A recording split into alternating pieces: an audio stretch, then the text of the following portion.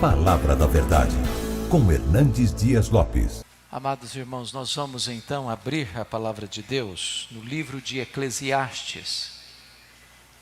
Livro de Eclesiastes, capítulo 1.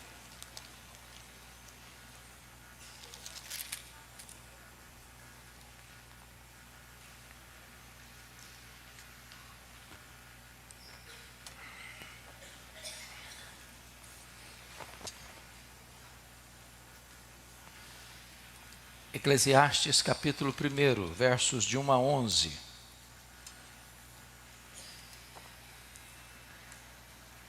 Eu, pela graça de Deus, já nasci num lar cristão e frequento a igreja desde a minha infância. Sou pastor há 40 anos e eu nunca tinha ouvido um sermão nesse texto. É um texto complexo e eu queria que você prestasse bastante atenção na leitura desse texto. Eclesiastes, palavra do pregador, filho de Davi, rei de Jerusalém. Vaidade de vaidades, diz o pregador, vaidade de vaidades, tudo é vaidade. Que proveito tem o homem de todo o seu trabalho com que se afadiga debaixo do sol? Geração vai e geração vem, mas a terra permanece para sempre. Levanta-se o sol e põe-se o sol e volta ao seu lugar onde nasce de novo. O vento vai para o sul e faz o seu giro para o norte. Volve-se e revolve-se na sua carreira e retorna aos seus circuitos. Todos os rios correm para o mar e o mar não se enche. Ao lugar para onde correm os rios, para lá tornam eles a correr. Todas as coisas são canseiras, tais que ninguém as pode exprimir. Os olhos não se fartam de ver, nem se enchem os ouvidos de ouvir. O que foi é o que há de ser, e o que se fez, isso se tornará a fazer. Nada há, pois, novo debaixo do sol. Há alguma coisa de que se possa dizer, vê, isto é novo? Não, já foi nos séculos que foram antes de nós. Já não há lembrança das coisas que precederam, e das coisas posteriores também não haverá memória entre os que hão de vir depois delas. Eu quero, dependendo plenamente da iluminação do Espírito de Deus, tratar nesta noite sobre o tema a vaidade da vida debaixo do sol. A vaidade da vida debaixo do sol. Meus amados, é consenso entre os estudiosos da Bíblia que o livro de Eclesiastes é o livro mais complicado, mais complexo, mais difícil de se interpretar de toda a Bíblia. Esse livro tem um propósito: é ensinar a futilidade da vida, o vazio da vida sem Deus. Entendemos que a melhor abordagem deste livro é que o autor escreve propositadamente, deliberadamente, conscientemente, para retratar diante dos nossos olhos o fato de que, debaixo do sol, olhando apenas a horizontalidade da vida, o aqui e o agora, tudo o que você fizer, tudo o que você colocar a mão, tudo o que você conquistar, bens que você granjear, diplomas que você conseguir alcançar, sucesso ou fama, glória humana ou conquistas. Nada disso vai preencher o vazio do seu coração. Debaixo do sol a vida não tem sentido. Este é o grande lema deste livro. Talvez, conforme alguns entendem, o verso 2 traduz o tema do livro.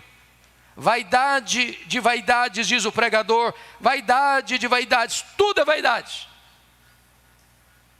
Mas o autor nos leva à conclusão final desta obra, no capítulo 12, verso 13. Depois que ele tomou todas as taças dos prazeres, depois que ele granjeou as mais robustas fortunas,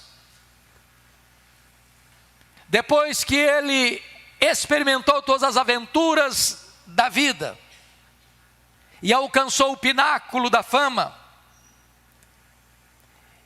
e ao olhar para todo esse cenário, definir tudo como bolha de sabão, como vaidade, ele escreve no capítulo 12, verso 13: de tudo o que se tem ouvido, a suma é: teme a Deus e guarda os seus mandamentos, porque isto é o dever de todo homem. Debaixo do sol a vida não tem sentido.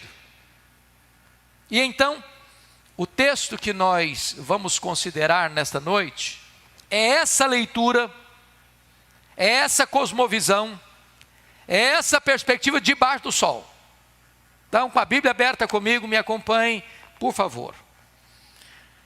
Ele se apresenta no capítulo 1, versículo 1, usando um pseudônimo. Ele não fala o nome dele ao longo de todo o livro. Ele se apresenta como pregador, palavra do pregador.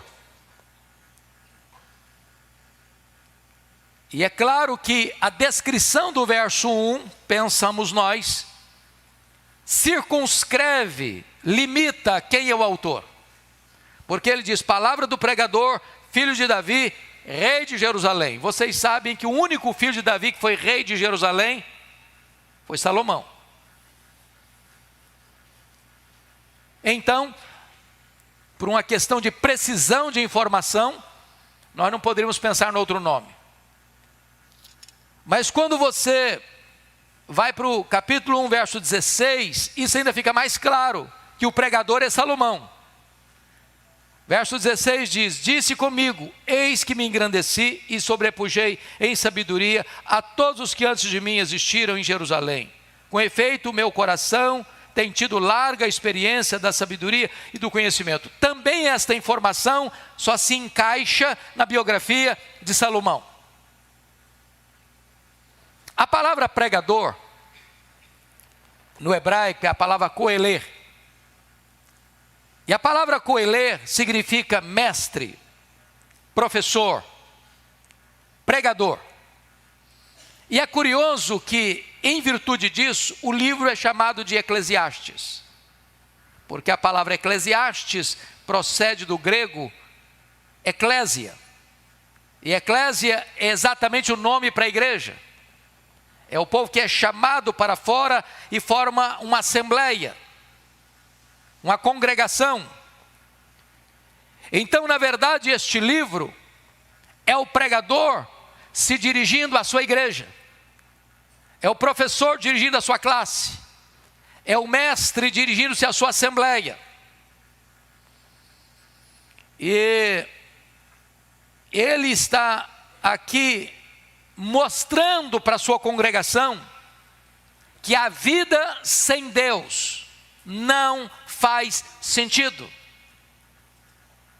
A vida debaixo do sol, só na perspectiva humana, olhando apenas para essa jornada do berço à sepultura, por maior que seja esse homem, por mais rico que seja, por mais culto que seja, por mais influente que seja, por mais poder que tenha nas mãos, nada disso satisfaz a sua vida.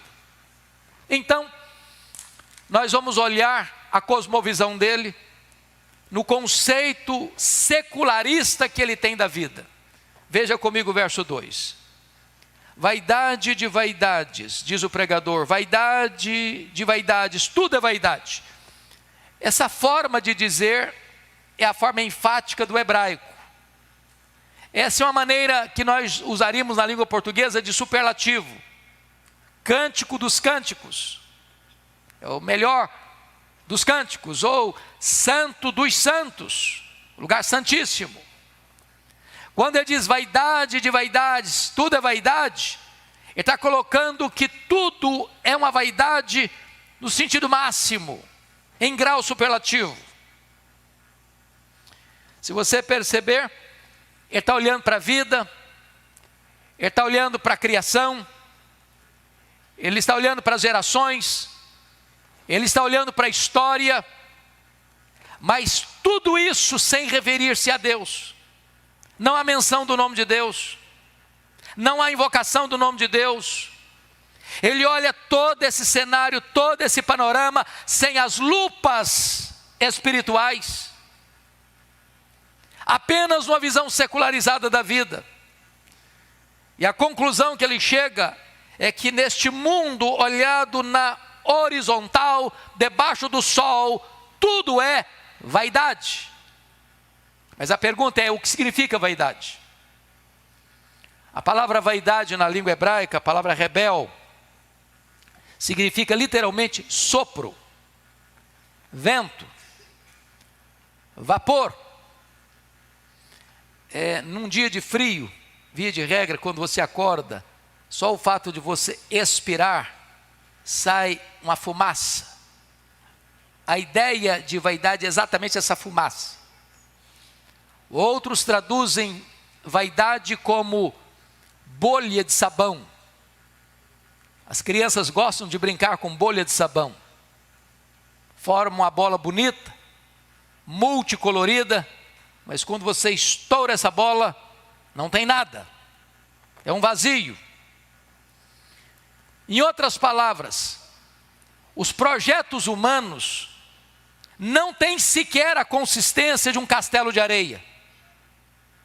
Os projetos humanos são castelos de nuvem num dia ventoso. Tudo que o homem põe a mão tem a marca da vaidade. Segundo lugar, veja você que ele não tem um conceito secularista apenas da vida, ele tem um conceito secularista do trabalho. Olha o verso 3 comigo. Que proveito tem um homem de todo o seu trabalho com que se afatiga ou se afadiga debaixo do sol? A palavra proveito aí, a palavra itron no hebraico, significa uma palavra, ou tem uma conotação de uma palavra comercial. A vida não paga dividendos. Em outras palavras, o homem trabalha e trabalha e trabalha, e ele se empenha, e ele levanta cedo, ele vai dormir tarde, ele come penosamente o pão que granjeia, e ele acumula, e ele ajunta, e ele não leva um centavo. Ele não consegue botar a riqueza no caixão para outra vida. Aliás, o livro diz que uma das grandes vaidades da vida é que o homem trabalha, e tudo que ele ajunta, quem vai comer e quem não trabalhou? Quem não se esforçou? Quem não suou a camisa? E diz: isso também é vaidade. Quantas vezes você não vive? Você não cuida da saúde? Você não tem tempo para a família, você não tem tempo para a igreja, você não tem tempo para Deus, está trabalhando desesperadamente, ajuntando coisas.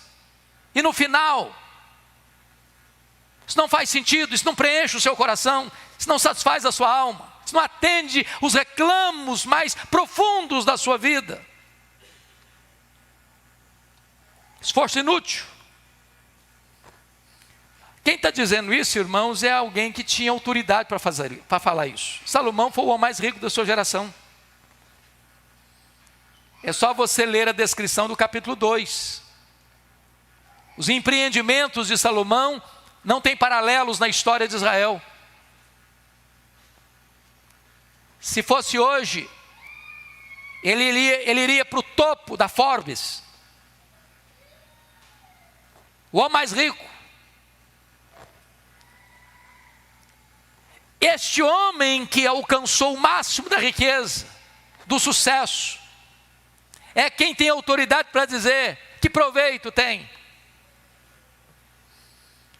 Para mim, uma das coisas mais chocantes nessa pandemia, foi a morte por Covid de um ricaço brasileiro, um banqueiro, dos mais ricos do mundo. E a filha dele, no funeral, que foi apenas para algumas poucas pessoas, disse o seguinte: o que foi mais triste é que meu pai, sendo dono de um império financeiro, morreu por aquilo que era de graça, o ar nos seus pulmões, e não levou um centavo de toda a sua fortuna. Tudo debaixo do sol não basta. Sem Deus, você pode chegar no topo da pirâmide, e lá tem bolha de sabão, vaidade. Nada disso satisfaz a sua alma. Mas veja ainda em quarto lugar, que ele vai olhar a mesmice das gerações andando em círculos. Olha comigo o verso 4. Geração vai, geração vem, mas a terra permanece para sempre. O que ele está dizendo? Levanta impérios, cai impérios. Levanta nações, cai nações. Levanta reinos, cai reinos. Geração vai, geração vem. As mesmas lutas, os mesmos dramas, as mesmas buscas, os mesmos conflitos, as mesmas angústias, as mesmas guerras, as mesmas batalhas, as mesmas aspirações. Não muda nada. A essência é a mesma. Ele diz: a terra permanece, mas nós passamos. Nasce, cresce, amadurece, morre. É claro que, quando eu disse que a terra permanece para sempre, também não é uma verdade absoluta. Porque na segunda carta de Pedro, capítulo 3, versículo 10, diz que esta terra e tudo que nela está construído vai ser entesourado para o fogo.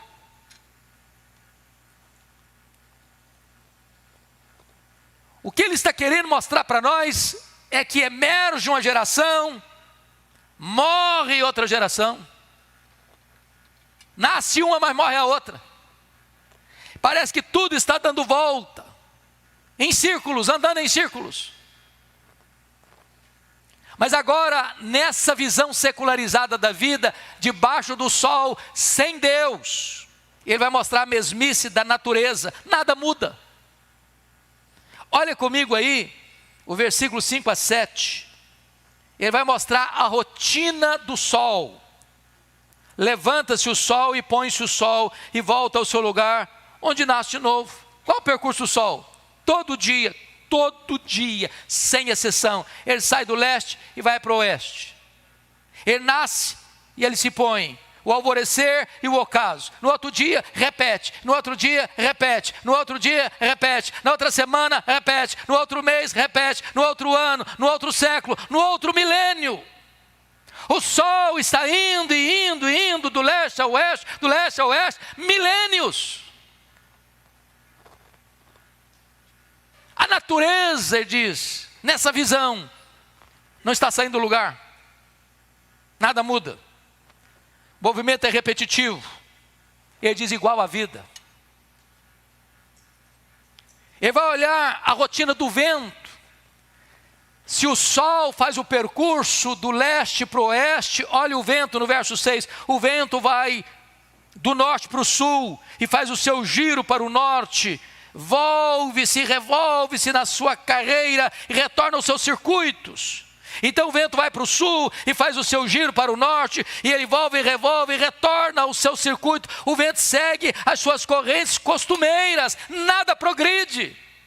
É uma visão secularizada da vida, debaixo do sol, sem considerar Deus. É um mundo desesperador. É um mundo que não está progredindo, não está caminhando para uma consumação, para um fim, para um telos. Ele olha essa visão secularizada da vida, sem Deus, ele mostra a rotina dos rios. Olha o versículo 7 comigo. Todos os rios, não alguns, todos os rios correm para o mar, e o mar não se enche. Ao lugar para onde correm os rios, para lá tornam eles a correr. Em outras palavras, os rios correm para o mar não se enche. O processo da evaporação suga as águas dos mares para as nuvens, e elas pejadas despejam água sobre os rios, e eles se enchem e se despejam no mar, e o mar não se enche, e a evaporação vem de novo e toma, e está nesse circuito e nesse círculo, nada muda, a natureza nada muda. É uma mesmice. E ele disse: essa mesmice está na natureza, essa mesmice está no sol, essa mesmice está no vento, essa mesmice está nos rios, essa mesmice está na vida, nos animais voláteis, aquáticos, terrestres. Em outras palavras, meus irmãos, se nós tirarmos Deus da sua criação, a criação não refletirá a sua glória. O que você e eu cremos, entretanto, é que Deus intervém na natureza. Que Deus manda o sol parar e o sol para. Que Deus manda as estrelas saírem e todas elas obedecem a sua voz. Deus manda e dá ordem à sua natureza, ao mar, e ele se acalma, ao vento, e ele se aquieta. E ele manda reter as chuvas, e as chuvas são retidas. Ele manda a chuva cair, e a chuva desce. Nós cremos que Deus intervém na sua natureza, porque nós não temos o conceito secularizado da natureza. Mas ele prossegue na sua análise secularista, e vai mostrar para nós a insatisfação crônica. Nada satisfaz, no verso 8, olha comigo aí. Todas as coisas são canseiras, tais que ninguém as pode exprimir. Os olhos não se cansam de ver, nem se enchem os ouvidos de ouvir. Meus irmãos, que coisa impressionante isso aqui. Olha aí comigo. Todas as coisas são o quê? Canseira. E ele vai ilustrar de duas maneiras. Primeiro, os olhos não se cansam de ver. Todo dia, você vê paisagens, você vê cenários, você vê filmes, você vê seriados, você vê reportagens, você vê pessoas, e você nunca diz: olha, já vi demais, não quero ver mais nada. Seus olhos são insaciáveis, eles não se satisfazem, eles querem sempre ver mais. Há uma insatisfação crônica nos nossos olhos. E ele repete a cena, mostrando no versículo 8, nem se enche os ouvidos de ouvir. Você escuta sons, você escuta música, você escuta palavras, você escuta ruídos, você escuta lamentos, e você jamais se satisfaz de ouvir. Você quer ouvir mais, quer ouvir mais, quer ouvir mais. Com isso ele está dizendo o seguinte: a vida sem Deus é uma busca constante, frenética, desesperadora por algo que nos traga satisfação, que preencha a nossa necessidade de existência. Mas ele, em sétimo lugar, vai mostrar a repetição da história, da própria história. Nada é novo, nada é novo. Olha comigo aí, versículos 9 e 10, não há novidade. Veja vocês, o que foi é o que há de ser, e o que se fez, isso se tornará a fazer. Nada pois novo debaixo do sol. Alguma coisa de que se possa dizer: vê, isso é novo? Não, já foi nos séculos que foram antes de nós. O que ele está dizendo? Não há novidade. O tempo traz roupagens diferentes, Mas os fatos são os mesmos. Nasce, morre, celebra, chora, conquista, perde, paz, guerra, acordos, conflitos, esperança, desespero. Os mesmos problemas, as mesmas tensões, os mesmos conflitos, as mesmas brigas, as mesmas expectativas. Este mundo fechado do secularismo, debaixo do sol, sem a perspectiva de Deus. Mas notem vocês que ele não só olha nessa perspectiva, ele olha para frente e ele diz, não há lembrança. Olha o verso 11 comigo. Ele diz assim, já não há lembrança das coisas que precederam, e das coisas posteriores também não haverá memória entre os que hão de vir depois delas. Meus amados, deixa eu lhes dizer, pessoas e acontecimentos caem no esquecimento. A poeira do tempo vai cobrir tudo. É a visão dele. Então, deixa eu dar uma prova disso aqui. Quem pode afirmar de cor aqui, de pronto, o nome de todos os seus tataravós?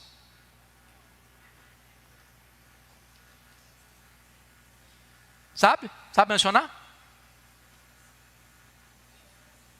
Foram pessoas importantes? Caíram no esquecimento. Não quero deixar você triste não, mas os seus tetranetos não vão saber que você existiu. Você vai ser um ilustre desconhecido. Não há memória. Você vai cair no esquecimento. Essa é a visão secularizada da vida.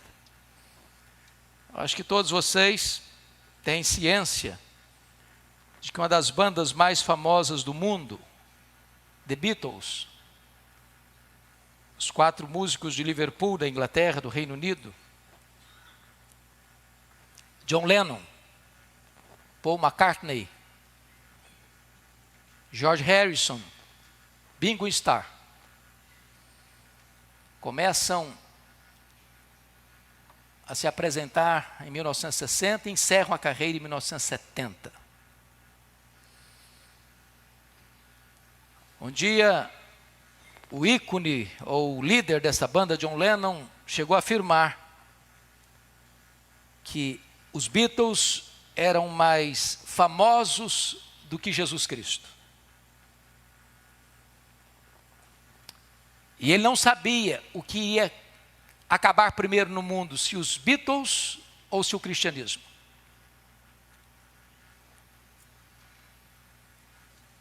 Onde estão os Beatles hoje?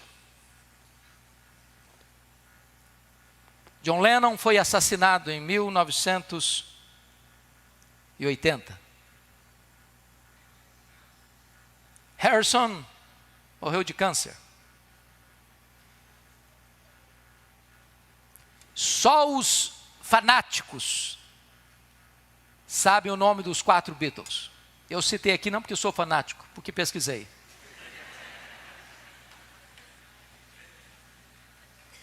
Daqui a um tempo, ninguém saberá o nome deles.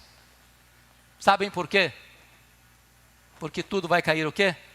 O esquecimento. Meus amados, se eu terminasse esse sermão aqui, eu ia querer pular da ponte. É desesperador. É desesperador. A vida sem Deus não faz sentido. As pessoas estão loucamente buscando um sentido para a vida na bebida. Está no capítulo 2. As pessoas estão loucamente procurando um sentido no dinheiro, na fortuna, na riqueza. As pessoas estão tentando encontrar um sentido para a vida na cama, dos prazeres. As pessoas estão procurando sentido da vida no sucesso e na fama. E não importa se um rico empresário, não importa se um grande intelectual, não importa se um filósofo, se um cientista, não importa se a pessoa mais influente da sociedade, não importa se ocupa o cargo mais alto da nação, não importa, sem Deus o homem não encontra sentido na vida. Tudo é vaidade. Mas qual é a aplicação cristocêntrica deste texto? Por que Salomão escreveu esse texto? Não é para gerar em você desespero, não. É para mostrar para você que este mundo que oferece para você mundos e fundos, que oferece para você tantos banquetes, de tantos prazeres, tudo isso é vaidade. É vaidade. Então como é que eu interpreto esse texto? Como é que você deve interpretar esse texto? A chave, irmãos, está no versículo 3. Olhe comigo, por favor. Que proveito tem o homem de todo o seu trabalho com que se afadiga debaixo do sol? Essa expressão vai ser usada outras vezes. Você só pode entender o que ele disse aqui com essa visão debaixo do sol. Agora, nós que viemos aqui nesta noite, nós que somos chamados filhos de Deus, nós que fomos regenerados pelo Espírito Santo, nós que somos templos da morada de Deus, nós que temos a alegria de ter o nosso nome no livro da vida, nós que fomos alcançados pelo Evangelho e lavados no sangue do Cordeiro, nós temos uma outra perspectiva da vida, nós temos uma outra cosmovisão, nós não olhamos a vida debaixo do sol, nós olhamos a vida na perspectiva acima do sol. Daquele que reina, daquele que governa, daquele que criou, daquele que sustenta, daquele que intervém, daquele que responde a oração, daquele que nos ama, daquele que enviou o seu filho, daquele que entregou o seu próprio filho para morrer em nosso lugar pelos nossos pecados, para nos dar a vida eterna. Então a vida tem sabor, sim. Para mim o viver é Cristo e o morrer é lucro. Levantar de manhã não é um enfado, não é uma canseira, é uma oportunidade maravilhosa, porque as misericórdias de Deus se renovam em nosso favor, e você levanta para a glória de Deus, você come para a glória de Deus, você bebe para a glória de Deus, você cria filhos para a glória de Deus, você se casa para a glória de Deus, você vem para a igreja para adorar a Deus, e tudo ganha sentido. Até o sol é um noivo que sai do seu aposento, e você olha para o sol, não como uma rotina triste e enfadonha, mas como algo que traz glória ao Criador. O seu trabalho agora não é canseira, não. No Senhor o seu trabalho não é vão. A vida é saborosa. Para mim o viver é Cristo, e nós cremos na novidade, sim. Tem um novo coração, tem uma nova mente, tem uma nova aliança, tem novos céus e nova terra. Vamos olhar a vida acima do sol, e a vida palpita de beleza, e a vida pulsa de entusiasmo, e a vida faz sentido, porque a vida tem nome. A vida é Jesus. Que Ele nos abençoe.